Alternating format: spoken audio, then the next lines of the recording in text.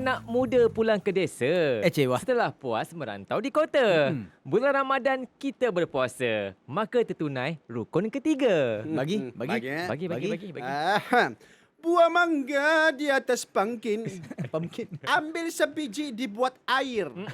Isi rohani sebanyak mungkin. Anggaplah ini Ramadan terakhir. Allah.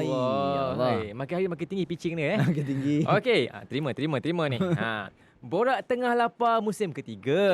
Hari ke-10 kita berpuasa. Alhamdulillah. Walaupun kenyang, lepas berbuka, solat tarawih jangan dilupa.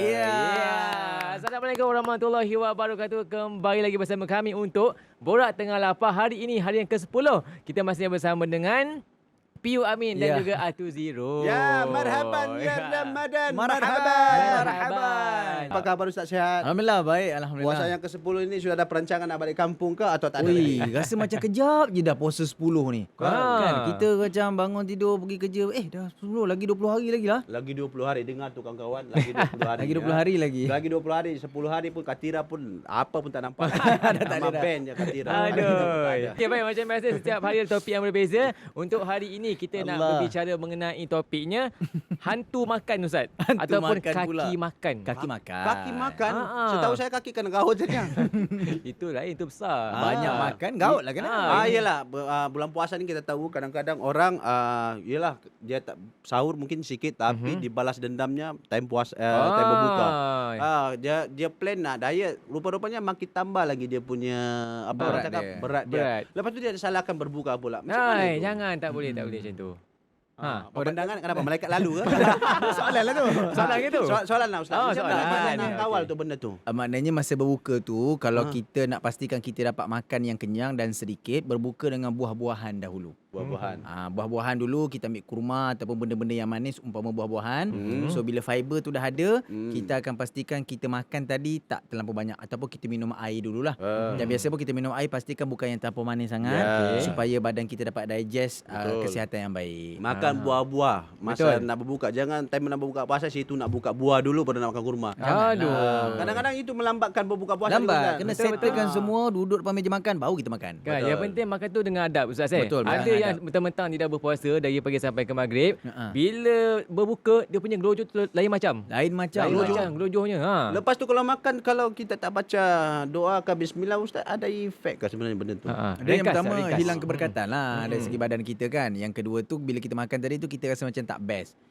Dia tak puas. Sebab apa? Tak ada doa yang boleh memberikan kesejahteraan pada makanan kita. Sebab makanan ni bila kita baca doa ke apa, dia jadi penawar untuk kita.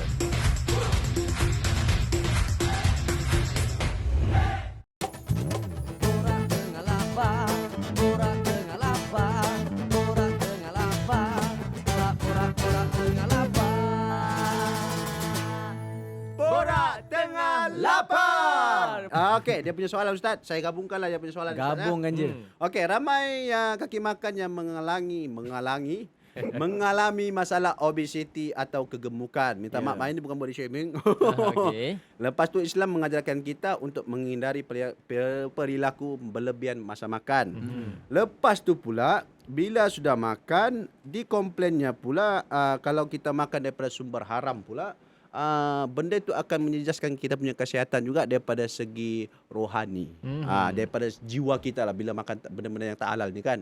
Macam mana Ustaz punya pandangan? Macam saya sebut tadi lah, mungkin pada episod-episod awal dulu saya pernah sebut ada dua perkara yang menyebabkan boleh kita jadi baik, boleh kita jadi jahat. Yang pertama makan, yang kedua kawan. Ini pesan daripada Pak Sumit lah, seorang ulama dah boleh Allah di Kedah, yang menyebutkan bahawa kalau kita ada makan yang baik, cara pemakanan yang bagus, waktu makan yang bagus, maka tubuh badan kita juga akan bagus. Termasuk jugalah dengan keberkatan makanan yang halal. Kan selalu kita doa, Allahumma akfini bihalalika an haramik wa aghnini bifadlika amman siwak. Ya Allah, berikan kami benda yang halal, jauhkan kami benda yang haram, kaya dan cukupkan kami dengan kelebihanmu dan kami tidak meminta selain padamu. Itu tentang kebaikan kita minta makanan yang baik. Sebab makanan ni bila dia masuk, dia akan jadi darah daging. Sebab itu tak boleh kita kena elakkan dan jangan sesekali kita masukkan benda-benda yang haram dalam badan. Sebab Nabi sebut dalam hadis kullu lahmin nabata min haram fannaru aula bih. Setiap daging yang tumbuh dekat badan kita daripada sumber yang haram, maka nerakalah layak baginya. Settle semua dah kena bakar, barulah esok dengan nikmat dan kasih sayang Allah dapat masuk syurga. Jadi kalau kita nak makan tu, pilihlah makanan yang berkat. Itu yang pertama. Yang kedua, cara pemakanan.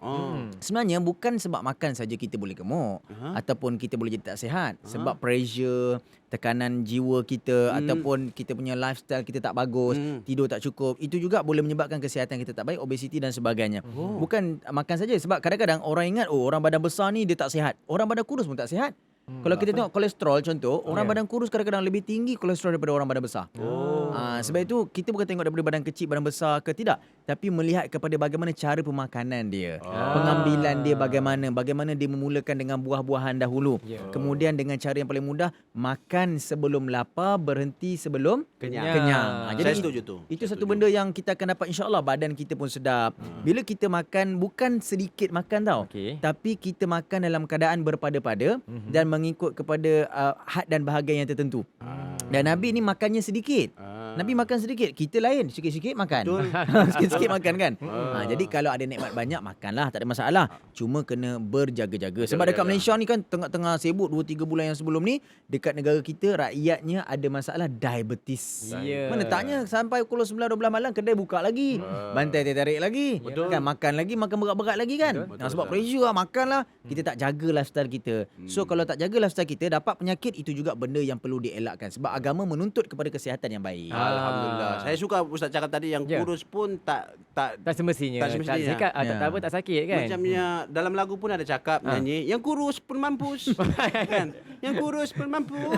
Lain. Yang kudu yang fulus. Bukan lain. Saya pun salah kat tu, tapi bukanlah yang kudu yang pemampu. Ini sudah suka dah tu. Untuk lagu yang seterusnya, persembahan dekat Tira Band, ini dia Larut.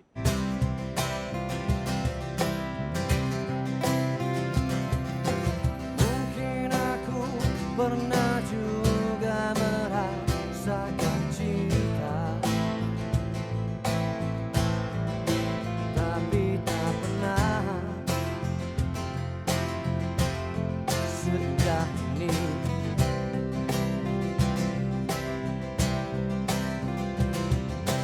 Mungkin aku juga pernah merasakan rindu,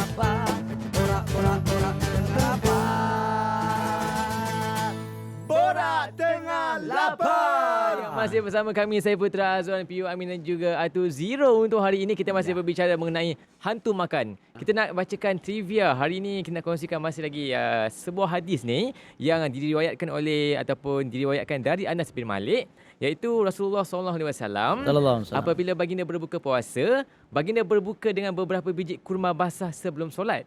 Jika tiada kurma basah, baginda berbuka dengan kurma kering. Dan jika tiada kurma kering, baginda berbuka dengan beberapa teguk air. Mungkin Ustaz Amin nak tambah. Yalah, makna mengenai kata hadis ni. dalam sudut sederhananya Rasulullah SAW dalam memilih makanan. Lebih-lebih lagi waktu berbuka puasa kan.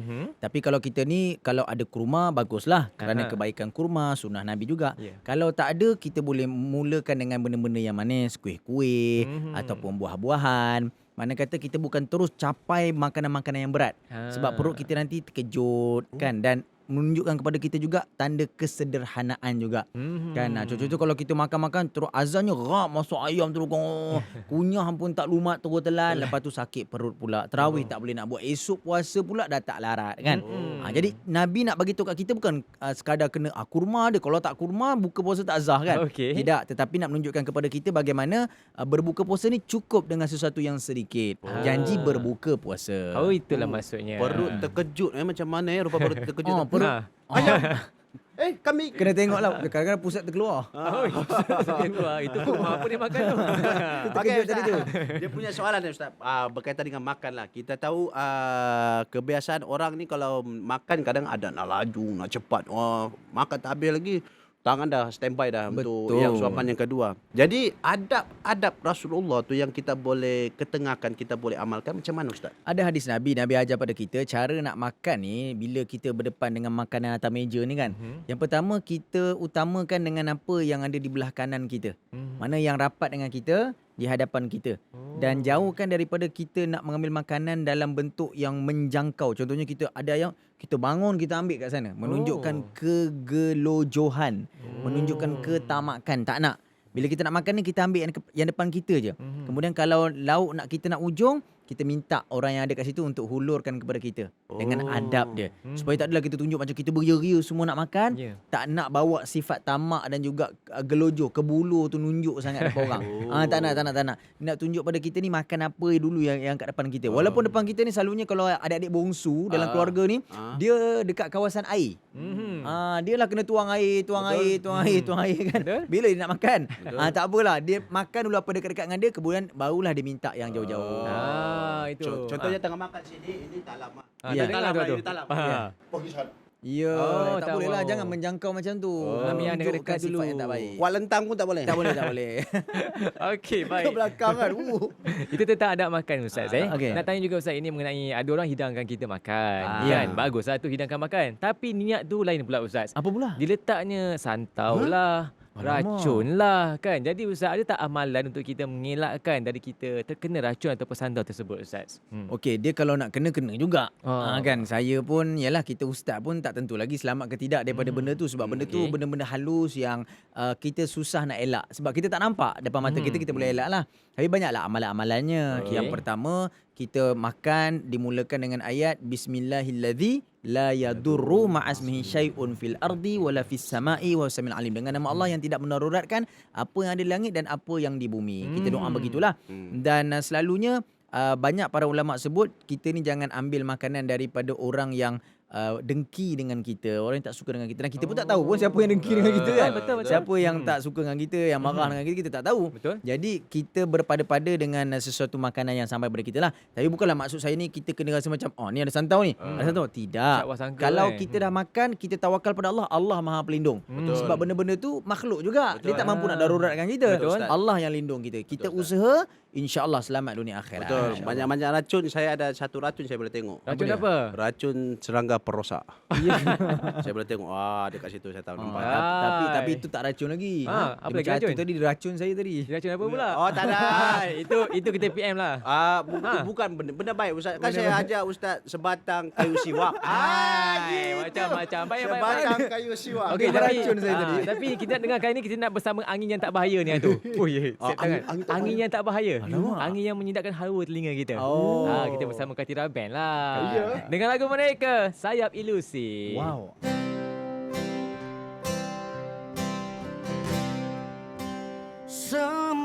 semakin jauh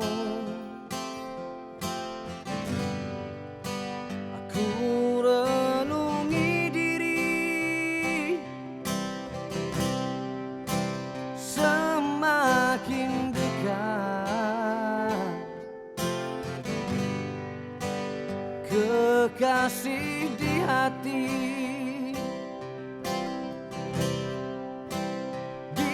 Dia mentari, akulah sinarnya.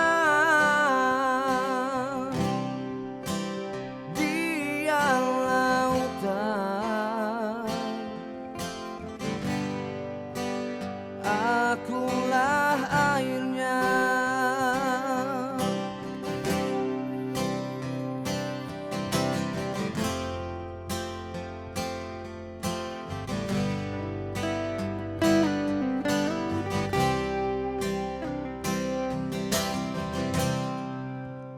Kalaulah ada selain darimu, biar ku hancur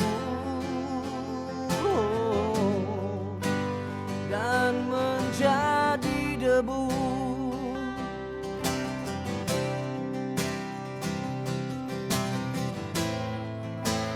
Bila hadir cinta yang satu, tidak ku peduli sejuta seteru menghukum aku dengan dusta. Neraca dunia hakimnya. Kerana cinta biar aku dianggap gila. Terbang dengan sayap ilusi, bertutur dalam bahasa hati.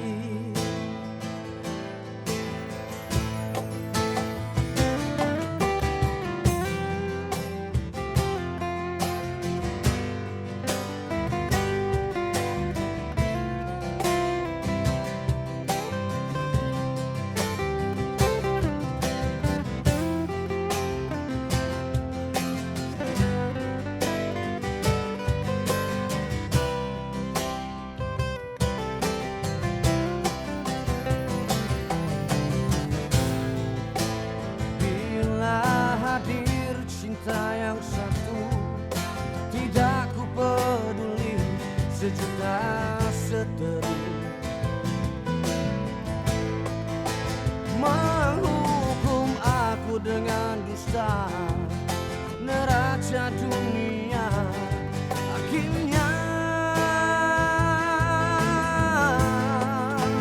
Bila hadir cinta yang satu, jangan ditanya siapa dia, tanya dia siapa kita, dan pulang kemana akhirnya.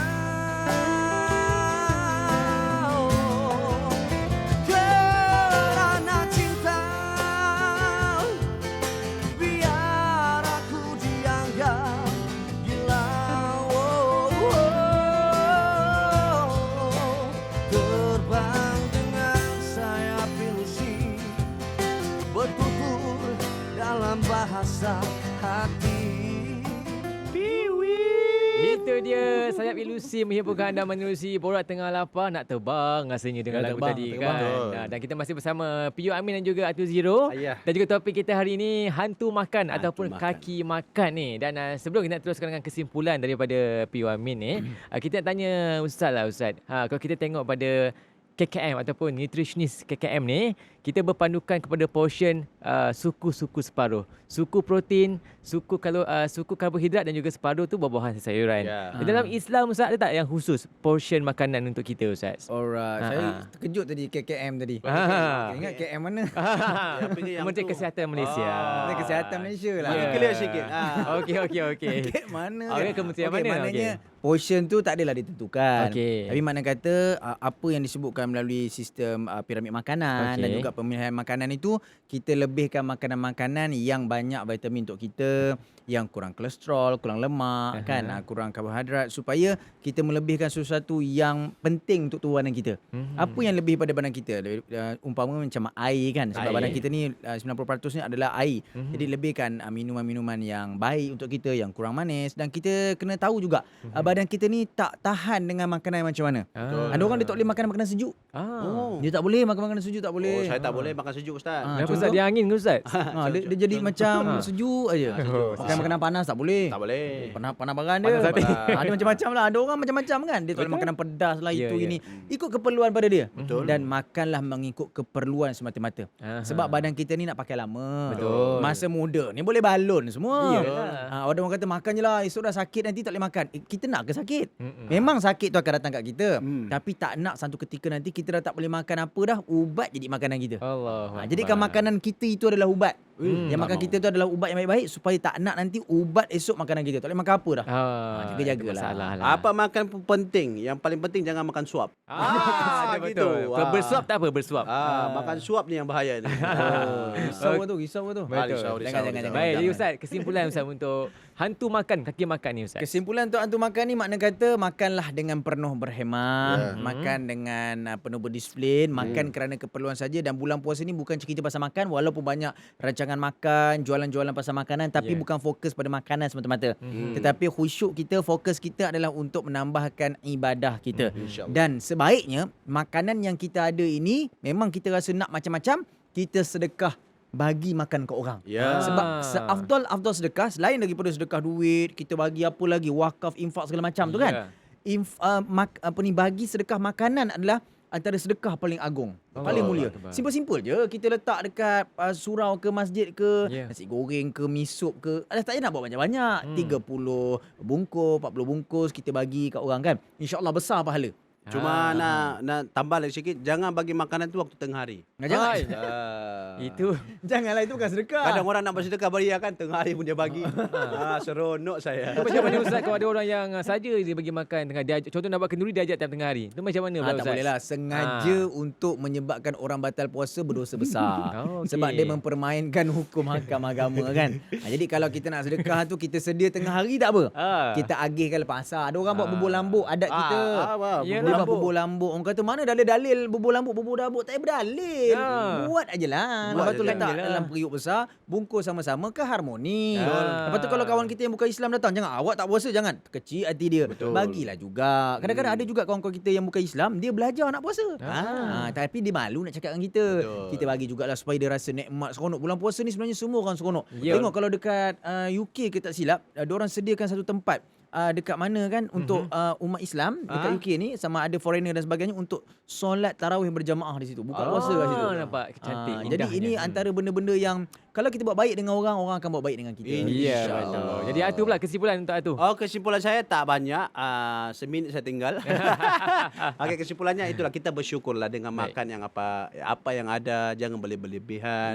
Nikmat makan tu tak semua orang dapat tahu. Yang penting halal. Yang penting halal. Betul. Ada yang makan pakai hos, kesian. Betul. Apa-apapun, apa Ustaz? Apa-apa pun makanlah dengan penuh kasih sayang. Kasih sayang. Itu yang paling penting. Betul. Jangan gelojoh, makan dengan penuh adab dan makan yang baik-baik, Apa pun insya-Allah. terima kasihlah saya nak ucapkan. Ada kesempatan sikit lah. Terlebih pun tak apalah kot. Betul. Silakan. Sebab jemput saya ke sini. Okey. 10 episod. Saya buat 30 helai baju tadi. Rupanya 10 saja. 10. 10 saja dia bagi kat saya. Ustaz sedekah lah sedekah lain. Dan kami juga nak ucapkan terima kasih kepada Ustaz masih banyak-banyak, Amin masih banyak, dan masih juga banyak. kepada Atu Zero.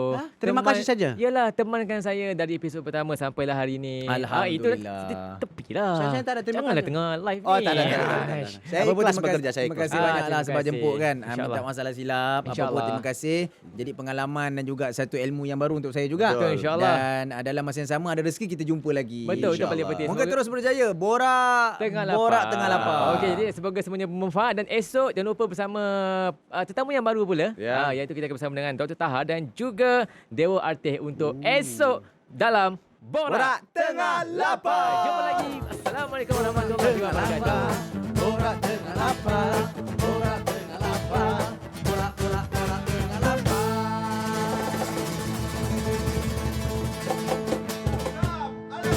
Oh.